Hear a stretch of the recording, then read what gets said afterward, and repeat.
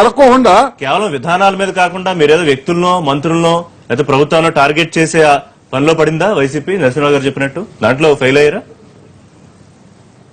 ఋషి గారు, జగన్మోహన్ రెడ్డి గారికి జ్ఞానం లేదని చెప్పే ఆ పెద్ద మనిషి జ్ఞానవంతుడు ఎవరైతే ఉన్నారో ఆయన సూటిగా అడుగుతా ఉన్నా నేను. పరీక్షా పత్రాలు లీక్ అయినాయి, విద్యార్థుల భవిష్యత్తు స్పెషల్ క్రైమ్ టీమ్ ఎంతమంది ఉన్నారు ఇక్కడ? సిబిఐ మీకు తెలుసా?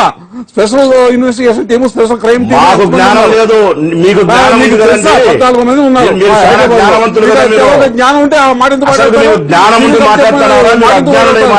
మీరు రాష్ట్రంలో పిల్లల భవిష్యత్తు నాశనం అయిపోతా అంటే దాని గురించి మాట్లాడకుండా ఈ ప్రభుత్వాన్ని వెనుకేసుకొని మాట్లాడతారా మీరు?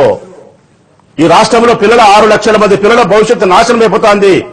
పేద విద్యార్థులు చదువుకుంటే ప్రభుత్వ పాఠశాలల్లో ర్యాంకులు రాకుండా కార్పొరేట్ సంస్థలకు సంబంధించిన స్కూళ్లలో చదివే పిల్లలకు ర్యాంకులు ఏ విధంగా వస్తున్నాయి? ఈ విధంగా కాదా? పేద విద్యార్థులకు నష్టం జరగడం లేదా? దీనికి ప్రభుత్వం బాధ్యత వహించదా? ఈ రాష్ట్ర ప్రభుత్వం కనీస పరీక్షలు కూడా సక్రమంగా నిర్వహించాలని దీనమైన పరిస్థితుల్లో ఉండేందుకు జ్ఞానం ఉంటే మీరు స్పందించారా? అట్లా కదా ఆయన సిబిఐ మీరు ఒక జ్ఞానం గురించి మాట్లాడారు.